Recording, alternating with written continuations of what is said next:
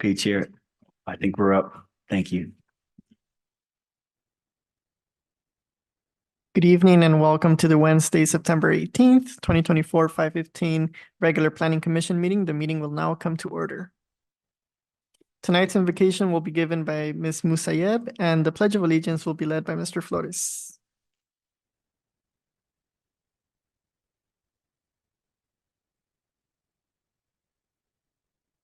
Dear Lord, we thank you for the ability to come before you with this commission. We invite you to be here with us this evening and to grant us wisdom with each case and situation that is presented before us tonight. In your name we pray. And now for the Pledge of Allegiance, please stand. Face the flag and place your right hand over your heart. Ready? Begin. Pledge allegiance to the flag of the United States of America and to the republic for which it stands, one nation, under God, indivisible, with liberty and justice for all. Thank you.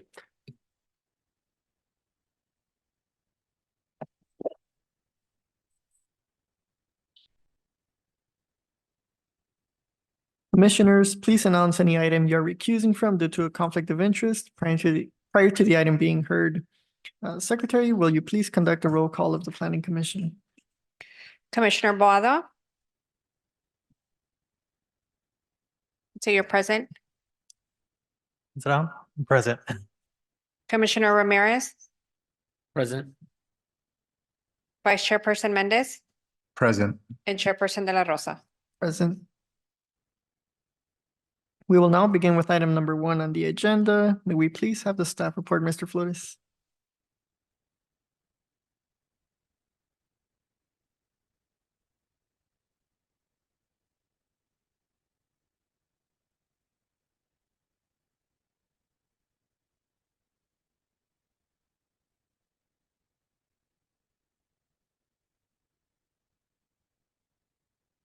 Good evening, Chair and Commissioners. For the record, my name is Adrian Flores, Associate Planner from the Bell Gardens Community Development Department, Planning Division. And this presentation is to introduce zoning code amendment number 2024-023, electronic display signs for dispensing pumps.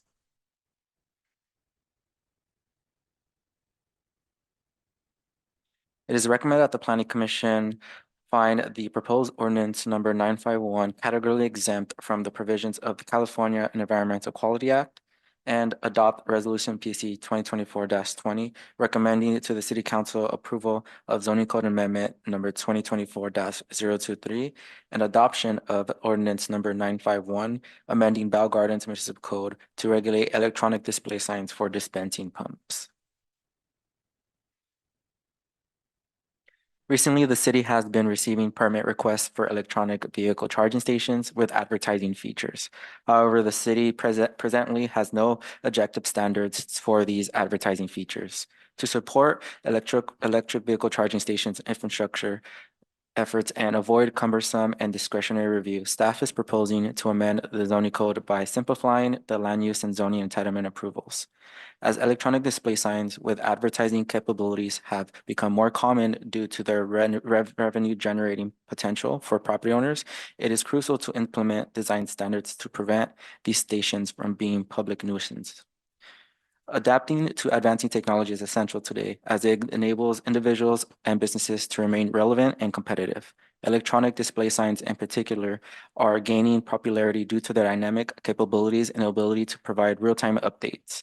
The display offers various methods for presenting public information and marketing through vibrant visuals, changing messages, and interactive features, enhancing engagement and communication while delivering timely updates and targeted content. I would also like to mention that to comply with State Assembly Bills 1236 and 970, staff released a public hearing notification for the City Council's consideration of an ordinance proposed to amend Bell Gardens Municipal Code Title 6, Buildings and Construction, by adding electric vehicle charging stations streamlined permit procedures.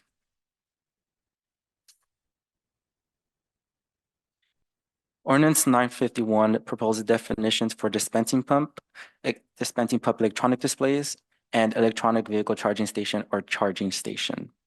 The term dispensing pump would identify the type of equipment on which the regulations would be imposed on. In addition, the definition for the term dispensing pump electronic display sign is proposed to distinguish standard electronic display signs from the electronic display signs installed on dispensing pumps. Lastly, the definition of the term electronic vehicle charging station or charging station is proposed to identify the type of equipment used to dispense electricity to electric vehicles and would be consistent with state and county definitions. The purpose of ordinance 951 would amend the Bell Gardens Municipal Code to facilitate the installation and regulation of certain electronic display signs.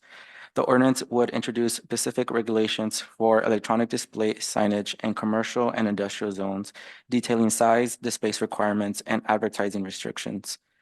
Introducing electronic display signage design standards would facilitate advertising capabilities, encouraging existing local businesses to install electric vehicle charging stations on their properties to increase the available network to reduce greenhouse gas emissions and improve air quality.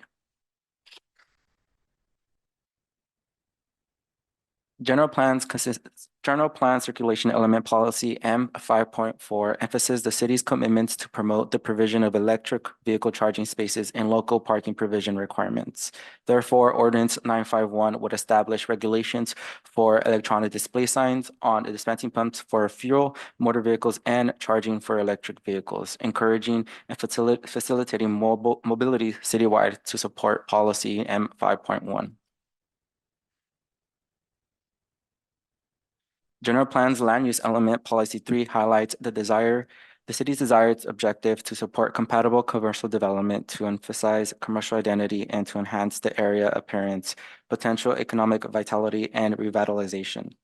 Therefore, Ordinance 951 would promote the adoption of technology in busy areas, commercial corridors, and nearby public facilities, and proposes to establish design standards for certain electronic display signs, which would help protect the economic vitality of existing businesses by enabling them to legally advertise goods and services and generate additional revenue, thereby contributing to the local economy. This approach would be consistent with Policy 3. General Plan's Land Use Element Policy 5 acknowledges the city's support of providing an environment to stimulate local government, property values, community stability, and the economic vitality of existing local businesses. Ordinance 951 will support this goal by increasing the availability and rapid deployment of charging stations equipped with advertising capabilities, benefiting both private and local economic interests. This ordinance would also encourage residents and visitors to frequent local businesses, thereby promoting shopping and local businesses patronage, aligning with Policy 5. Therefore, today it is staff recommendation that the Planning Commission find the proposed ordinance exempt from the secret provisions and adopt Resolution 2024-20, recommending to the City Council approval of Zoning Code Amendment 2024-023 and adoption of Ordinance 951, amending Bell Gardens Municipal Code Title 9. That concludes my presentation. Thank you. Staff and City Attorney are available for any questions you may have.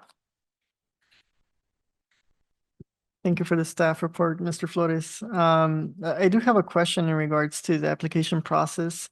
How is it structured? Does the electric vehicle charging station company negotiate with property owners and then submit their application to the city, or how is it structured?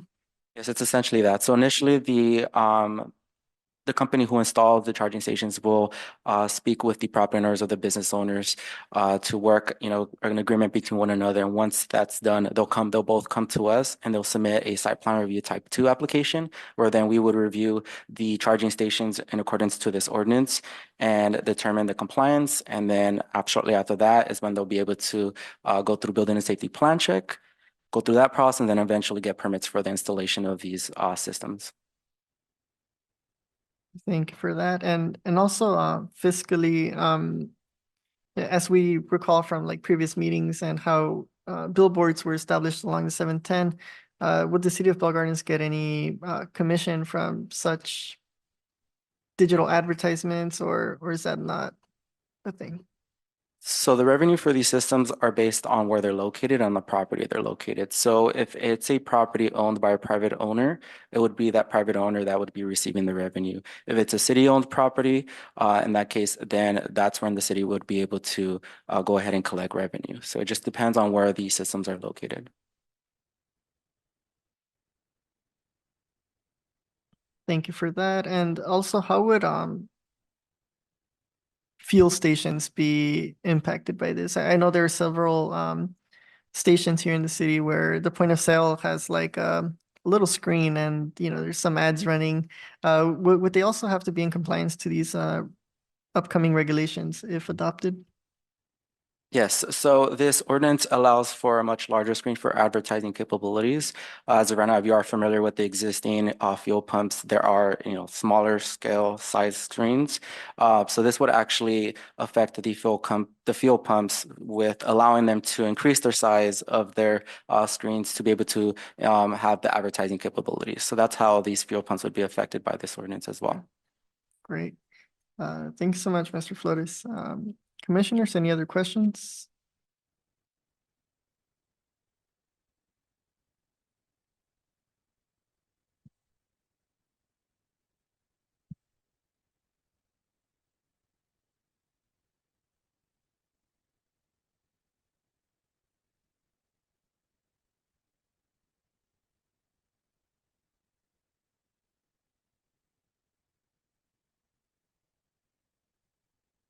All right.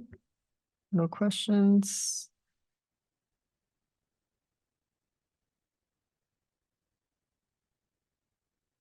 For legal, would I have to open up the item for public comment before placing a motion?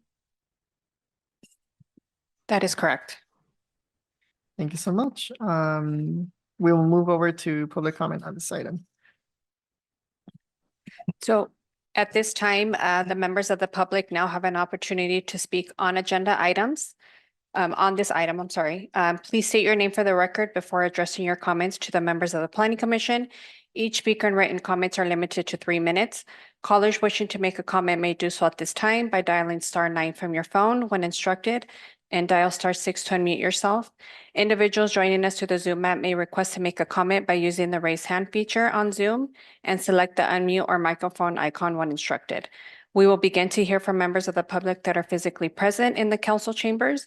If you haven't done so already, please submit your comment cards now. And Chairperson, we did not receive any comment cards on this item. And I can check to see if there's anyone in the chat line wishing to speak on this item.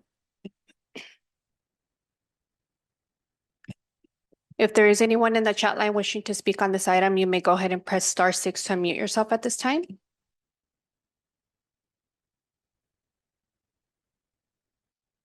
And it looks like we don't have anybody in the chat line wishing to speak on this item. Thank you. If there's no objection by the Planning Commission, I will now close public participation at 5:38 p.m. And if there's no other questions by the Planning Commission, I would like to place a motion to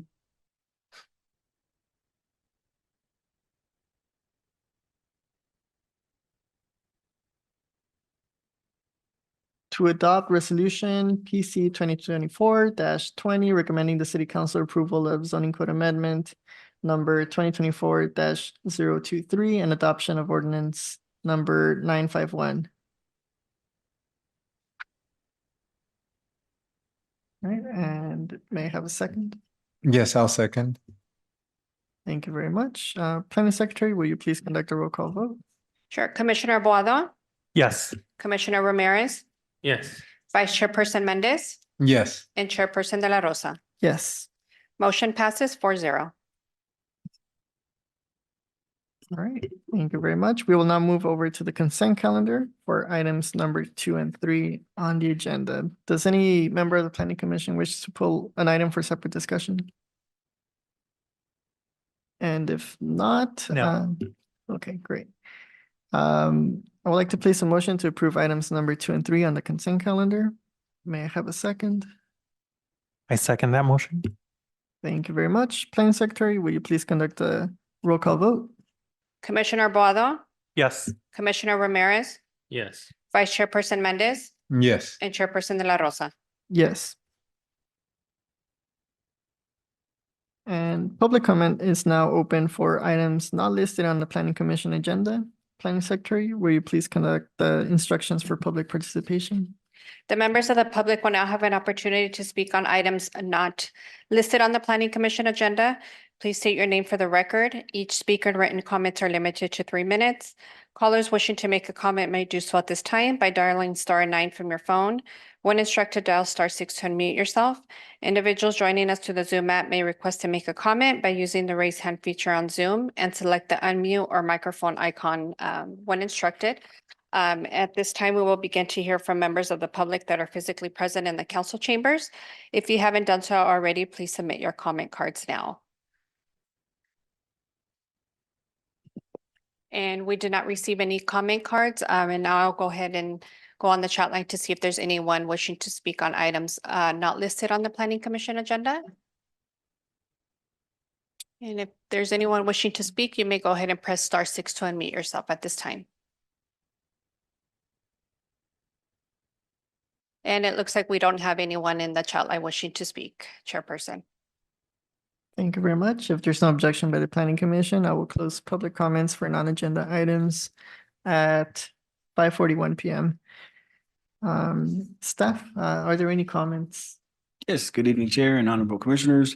This item is for updates to the Planning Commission recommendations that you've made for City Council action and for Community Development Department activities. First, we thank Commissioner Leon for his service after his commission post was vacated. As you may or may not be aware, Councilmember Polito resigned after 8 years of honorable service, effective September 10th. So we do have a vacancy, but I'm sure that won't be for long. And during the 9th of September council meeting, ordinance 948 to authorize development agreement for public benefits in exchange for up to 10 years of vested development rights was introduced. And based on your commission's recommendation of approval, to authorize the city to execute said agreement with BG Flower to establish a Kush Cold Cannabis retail storefront at 7601 Eastern. So that was introduced September 9th and should be heard for a second reading at the upcoming September 23rd council meeting. During the July 22nd council meeting, second readings for ordinances number 943 and 945 were conducted. And your commission recommended approval and adoption of 943, which is effective as of August 22nd, to encourage private property development and improvement for storage and queuing purposes for automobile repair facilities. This is intended to promote an evenly balanced use of the public right of way where automobile repair facilities specifically are concerned, but all businesses. Planning staff sent out flyers and social media posts to make business owners aware of the effective date of the ordinance. And I apologize, I believe that was effective September 12th. I said August 22nd. The ordinance number 945 was approved and adopted to authorize the execution of a DA with Steezy Bell Gardens LLC for a cannabis retail use storefront at 5726 Gage. So far, 4 out of 7 of the maximum licenses that could be potentially fully executable have been approved so that they're eligible for licenses. There's been no licenses pulled for cannabis retail, but there's been one full payment of an annual community benefit of $100,000. So once all the documents required for that particular Mr. Nice Guy, DA, then they can pull a business license to get started and operate. The next item is for the council adopting an urgency ordinance to establish regulations related to demolition, alteration, and relocation of historical resources so that structures 50 years or older might be assessed for historical significance. And this urgency ordinance, which was adopted by the council in August, is for 2 years, while staff addresses the need for an ordinance that would address the protection of significant historical resources. And then also July 22nd, the Planning Commission recommended approval of an adoption element for the EJ, for environmental justice.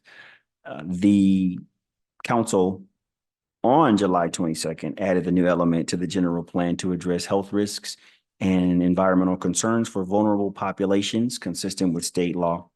You had recommended approval in June, and that got adopted in July. And then as far as community development activities, remediation plans were approved by oversight boards for the former Burke Oil site on Schul Street. So work is expected to begin Monday, September 23rd for 70 days approximately, while they remove hazardous waste soil and put in soil vapor extraction equipment to monitor and then backfill with clean soil.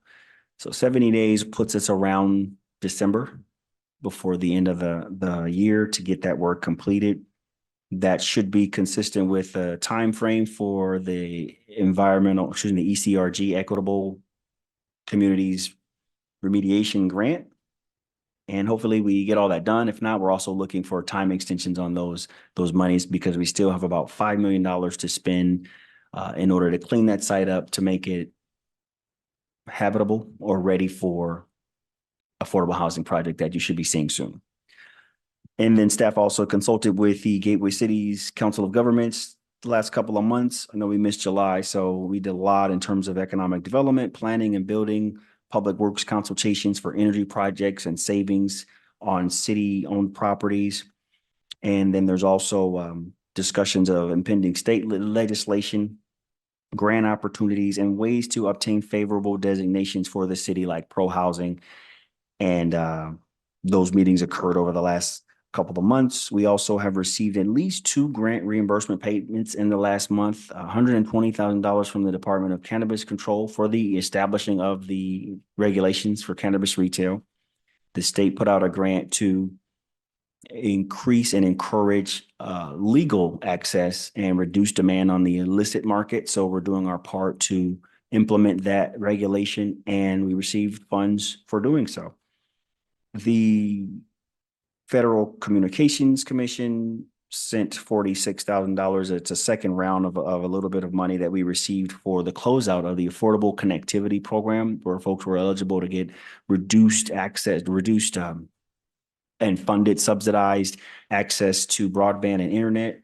That program closed down, so we were unable to use the full $300,000 that was awarded, but we did end up using a little more than half to make sure that folks were able to help erase the digital divide. One of the things that we're doing it just so happened to come up at the same time is the county's Intergovernmental Broadband Coordinating Committee, which the city is a jurisdictional member of. And we're partnering with the county for the potential award of somewhere around the neighborhood of $400,000 for Digital Equity Act funds to supplement or continue in that vein to hand out to eligible population digital access in the form of either software, which would allow connectivity, or hardware. So we'll keep you posted on that. We should be applying this month, and we'll hear back about that award. And then finally, work on the CAP Climate Action Plan has begun, and the staff is looking forward to convening a steering committee. So with that being said, we are looking for volunteers. We know you're already working hard on your jobs and you're doing this commission, but the steering committee will meet anywhere from 3 to 4 times over the next 12 months. And it's to get the most public participation on the climate action plan. So we'll actually be sending out an email to all the commissions in the city to see if we can get a little more support. We've been reaching out to certain community or based organizations to see if we can get volunteers on that committee. I think there's space for about 12, if I'm not mistaken, perhaps fewer. How many people are we looking for? About 7 or 8. 7 or 8, Yeah. okay. And so we thought to ask you if you wanted to volunteer, but there's also the fact that you're going to be seeing this climate action plan. So maybe or maybe not, but it could be anyone. The steering committee is really just to receive updates, provide input.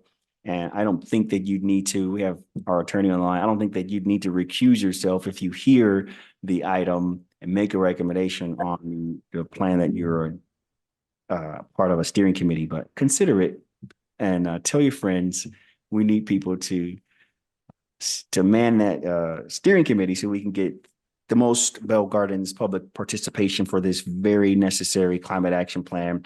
And that's again to reduce GHG emissions and do our part in terms of regional goals. And, If I may, Stephen, there would be no conflict. So there would be no problem with a planning commissioner being on that steering committee and voting in the planning commission. great, you heard it here, folks. Okay, so that's good news. Yeah, because we've been reaching out to quite a few organizations and just we're probably going to post some social media posts as well. But having that participation in such a necessary climate citywide document is going to be very helpful. So again, consider it. Talk to your friends. Let us know, and email us at any time for that. We think that'll go forward in the next week or so in terms of us doing another blast out for participation. And then there was one more thing. I apologize. Council is expected to authorize the PSA to get the city's first transit-oriented community-specific plan developed for connectivity, traffic concerns, density, and infrastructure issues, and that'll help address regional goals in housing production, improve air quality, and effective transportation improvements for the city's mobility. That transit-oriented community PSA should be heard by the City Council on the 23rd, and we can get started on that plan as well. So lots of stuff coming before you guys in the next few months and into the next year. That concludes staff comments. Thank you. Thank you so much, Mr. Jones, for the thorough updates. Planning commissioners, any other questions or comments? If not, if there's no objection by the planning commission, I will now adjourn the planning commission meeting at 5:51 p.m. Thank you.